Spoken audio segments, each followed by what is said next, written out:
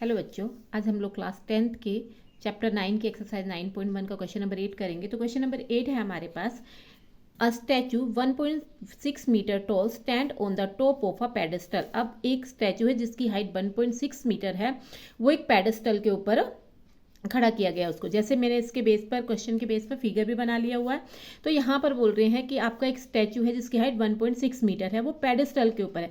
तो यहाँ से ये आपका पेडेस्टल आ गया, मतलब चबूतरा आ गया, ठीक है। उसके ऊपर क्या करा गया है, स्टैचू को खड़ा किया गया है। और इस स्टैचू की हाइट कितनी है? इस स्टैचू की हाइट है 1.6 मीटर। मतलब AC जो है वो आपका पेडेस्टल है और CD क्या है, आपका स्टैचू है। उसके बाद है From a point on the ground, the angle of elevation of the top of the statue is 60 degree. अब ग्राउंड पर एक एंगल बन रहा है, कहाँ से? स्टैचू के टॉप से। वो कितने डिग्री का बन रहा है? 60 डिग्री का बन रहा है, ठीक है। उसके बाद and from the same point the angle of elevation of the top of the pedestal is 45 degree. अब यहाँ पर इस ग्राउंड के इसी पॉइंट पर एक और एंगल बन रहा है, वो एंगल बन रहा है पेडेस्टल के टॉप से। वो कितने डिग्री का बन रहा है? 45 डिग्री का बन रहा है, ठीक है। तो ये फिगर मैंने बना दिया यहाँ पर। अब यहाँ पर हमें क्या फाइंड करने को बोला है? Find the height of the pedestal. हमें इस पेडेस्टल की हाइट फाइंड करनी है, ठीक है। अब इसकी हाइट फाइंड करनी है तो इसको मैं क्या लेट कर लेती हूँ? इसको मैं h लेट कर लेती हूँ, h मीटर, ठीक है। अब यहाँ से देखो, AC आपका h मीटर है, CD आपका 1.6 मीटर है। अब यहाँ से AD कितना होगा? ठीक है, AD पूरा टोटल मतलब 1.6 प्लस h, ठीक है। तो यहाँ से आ जाएगा h प्लस 1.6।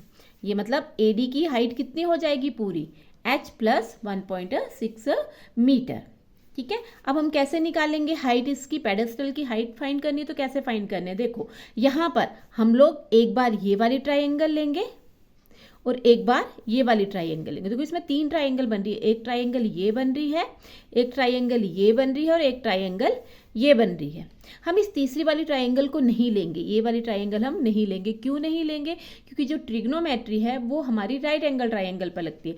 और राइट एंगल ट्राइंगल कौन कौन सी हैं? एक तो ये वाली ट्राइंगल है, ठीक है। राइट एंगल ट्राइंगल क्या होती है? जिसका एक एंगल 90 डिग्री का होता है। तो यहाँ पर इस ट्राइंगल में एक तो 90 डिग्री का एंगल बन रहा है और इस ट्राइंगल में एक 90 डिग्री का एंगल बन रहा है, ठीक है। सबसे पहले मैं इस ट्राइंगल को लूंगी, ठीक है।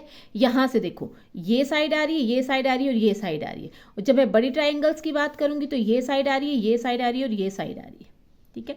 तो इस ट्राइंगल में भी ये साइड आ रही है और इस ट्राइंगल में भी ये साइड आ रही है, दोनों में ये साइड आ रही है। तो इस ट्राइंगल में जब मैं लूंगी तो इस और इस साइड को लूंगी, और इस ट्राइंगल में जब लूंगी तो इस और इस साइड को लूंगी, ठीक है। तो यहाँ से सबसे पहले मैं ये ट्राइंगल ले लेती हूँ। फर्स्ट सबसे पहले जो दे के रखा है वो लिख लेते हैं। तो यहाँ पर मुझे दे के रखा है AC is equal to h metre, ठीक है। Let the height of the pedestal be h metre, ठीक है। अब AC हमें h मीटर दे के रखा है, CD कितना है? 1 स्टैचू की हाइट कितनी है?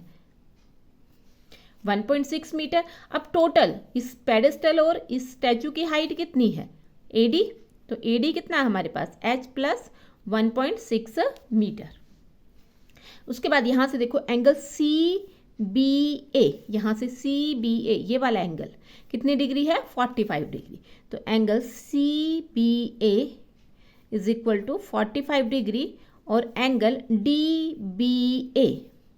DBA is equal to 60 degree, ठीक है। सबसे पहले ये वाली ट्राइंगल ले लेती हूँ। In triangle CBA, right angle triangle CBA, तो यहाँ पर हम एक फॉर्मूला यूज़ करेंगे, वो है पंडित बद्री प्रसाद हर हर बोल सोना चांदी तोल, ठीक है। तो यहाँ से देखो CBA की बात करूँ तो ये वाला एंगल है। अब ये वाला एंगल इस साइड को टच कर रहा है और इस साइड को टच कर रहा है, मतलब ये क्या होगा? आपका हाइपोटेनस होगी और ये क्या होगी? बेस होगी। और इसके सामने क्या होगा? परपेंडिकुलर होगा, ठीक है। तो यहाँ पर मैं इस साइड को लूंगी और इस साइड। अब इस साइड को क्यों नहीं ले रही हूँ मैं? ठीक है, मैं इस साइड को इसलिए नहीं, क्योंकि देखो किसी भी अगर हमें यहाँ से फाइंड करनी है किसी कोई भी वैल्यू, तो हमें 2 साइड का पता होना चाहिए, ठीक है।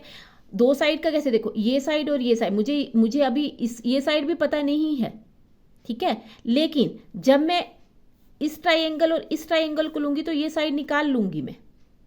लेकिन अगर मैं इस साइड को ले लेती हूँ तो इस ट्राइंगल में तो ये साइड आ रही है, पर इसमें तो ये आ ही नहीं रही, तो कैसे मैं दो साइड निकाल पाऊंगी, ठीक है। तो ये और ये साइड लेके हम लोग चलेंगे, क्योंकि ये वाली साइड जो वो इस ट्राइंगल में, इस ट्राइंगल से मैं ये वाली साइड निकाल लूंगी, और जब ये ट्राइंगल लूंगी तो ये साइड मुझे पता होगी, ये भी मुझे पता होगी, तो मैं एच निकाल लूंगी, ठीक है। तो यहाँ से आ जाएगा आपका AC अपॉन AB, ठीक है। अब AC क्या है, परपेंडिकुलर, और AB क्या है, बेस। तो परपेंडिकुलर अपॉन बेस क्या होता है हमारे पास, 10, और एंगल कौन सा है, 45 डिग्री। तो यहाँ से AC की जो वैल्यू है वो है H, और AB हमें फाइंड नहीं है अभी, तो इसको एज इट इज लिख लेती हूँ, और tan 45 की वैल्यू होती है 1। तो यहाँ से आ गया H is equal to AB, और AB is equal to H metre. देखो यहाँ से इस ट्राइंगल से मैंने ये वाली साइड फाइंड कर ली। अब जब मैं इस ट्राइंगल को लूंगी तो ये साइड भी मुझे पता होगी, ये साइड भी मुझे पता होगी, तो मैं एच निकाल लूंगी यहाँ से। लेकिन अगर मैं इस ट्राइंगल में इस साइड को लेती, ठीक है, और दूसरी ट्राइंगल में फिर से मैं ये वाली साइड है, तो अब मुझे ये तो पता होती, पर इस ट्राइंगल में तो ये साइड आ रही है, तो ये तो पता ही नहीं होगी फिर भी, इसलिए मैं इस साइड को लेके चल रही हूँ, ठीक है, क्योंकि ये दोनों ट्राइंगल्स में आ रही है आपकी। अब ABH आ गया। अब इसके बाद ले लेते हैं DAB, ठीक है, इन ट्राइंगल DAB। अब DAB में देखो, यहाँ से ये भी मुझे पता हो, ये भी मुझे पता है, तो ये दोनों ही साइड लेके चलते हैं, और एंगल कौन सा है, 60 डिग्री। मतलब ये वाली साइड, ये वाला एंगल इस साइड को टच कर रहा है, तो ये हाइपोटेनस और ये बेस, और हमें क्या लेना है, इसके सामने वाली साइड और ये, तो हमें लेना है AD अपॉन AB, मतलब परपेंडिकुलर अपॉन बेस। तो यहाँ से आ जाएगा आपका AD upon AB is equal to perpendicular upon base, और परपेंडिकुलर अपॉन बेस होता है हमारे पास 10, और यहाँ पर इस बड़ी ट्राइंगल में DBA आना था इन ट्राइंगल, चलो ठीक है, DBA इस बड़ी ट्राइंगल में कौन सा एंगल है, ये वाला एंगल है 60 डिग्री। तो यहाँ से आएगा आपका tan 60 डिग्री। तो AD की जो वैल्यू है वो है आपके पास H प्लस 1.6, AB हमने अभी फाइंड करी, AB हमने कितना फाइंड करा, H मीटर। तो यहाँ इसकी वैल्यू पुट कर देती हूँ, H is equal to tan 60 होता है हमारे पास √3। H को यहाँ ले जाती हूँ, क्रॉस मल्टीप्लिकेशन कर देती हूँ, H plus 1.6 is equal to √3। H को यहाँ ले √3H, ये वाला H यहाँ चला गया, क्रॉस मल्टीप्लिकेशन हो गया।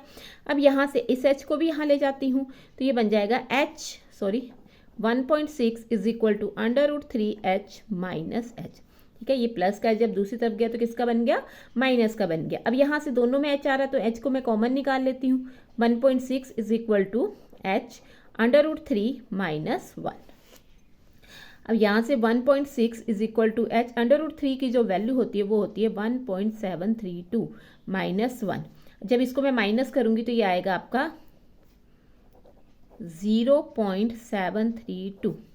अब हमें तो H फाइंड करना है, अब H को यहीं रहने देती हूँ, इसको यहाँ ले आती हूँ, तो 1.6 upon 0.732 is equal to H।